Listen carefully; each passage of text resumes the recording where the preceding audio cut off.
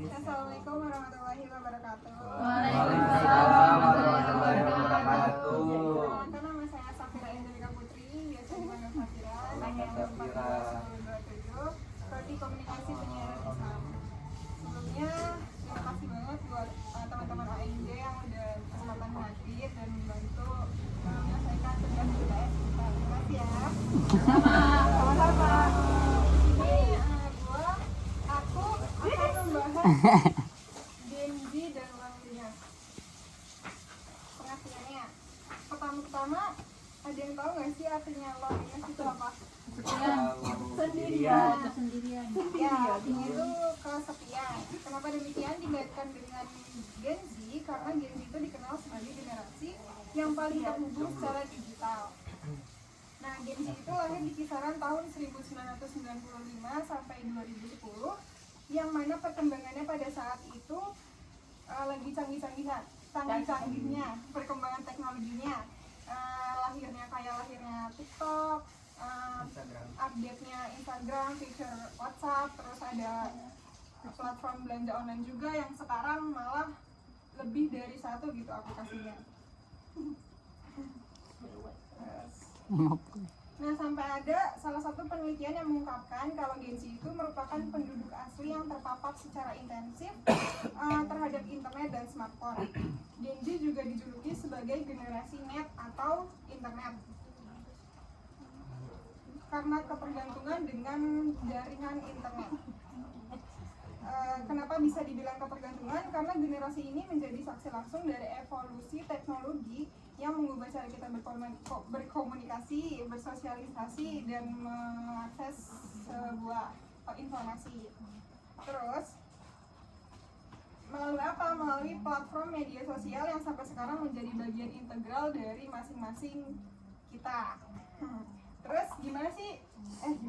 Salah. Kelewat.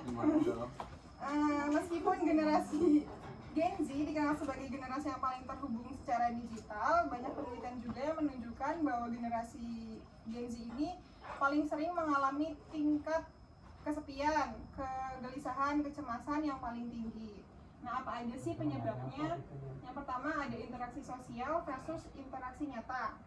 Interaksi melalui media sosial seringkali tidak mampu menggantikan kehangatan dan kedalaman interaksi tatap muka. Pesan yang dikirimkan bisa terasa kurang pribadi dan tidak mampu menyampaikan emosi yang kompleks. Riset menunjukkan juga bahwa komunikasi nonverbal seperti ekspresi wajah dan bahasa tubuh memainkan peran penting dalam membangun koneksi yang kuat. Nah, relate banget nggak sih? Karena mungkin ada beberapa orang yang lebih suka sharing di teks, kayak sekarang kan ada feature di Instagram tuh kayak ada thread. Terus Twitter juga kan mereka tuh lebih suka kayak sambat-sambat di situ kan.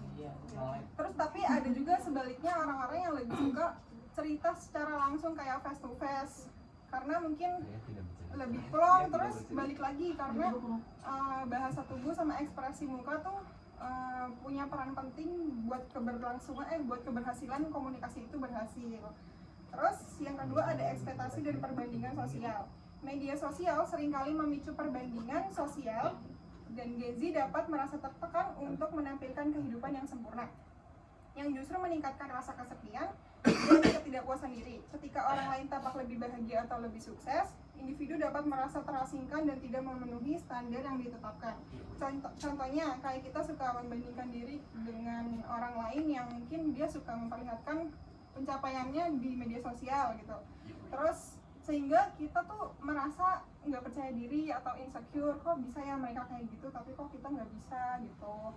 Terus selain itu juga kita bisa merasa terasingkan karena tontonan yang kita lihat sehari-hari ya pencapaian orang lain. Kenapa kita merasa kayak gitu? Karena kita nggak mau membuka diri, kayak merasa kalau misalkan bersosialisasi di luar tuh kayak gimana ya, kayak takut salah, apa takut enggak se-circle apa gimana gitu, karena udah takut duluan kalau mau mulai gitu ya.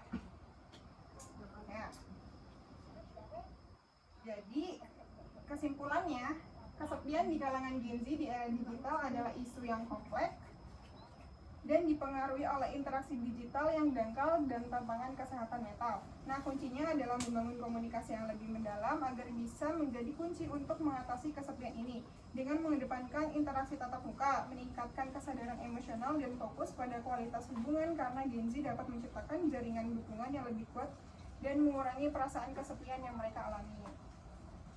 Mungkin segitu aja pembahasan dari saya, kurang lebihnya mohon maaf.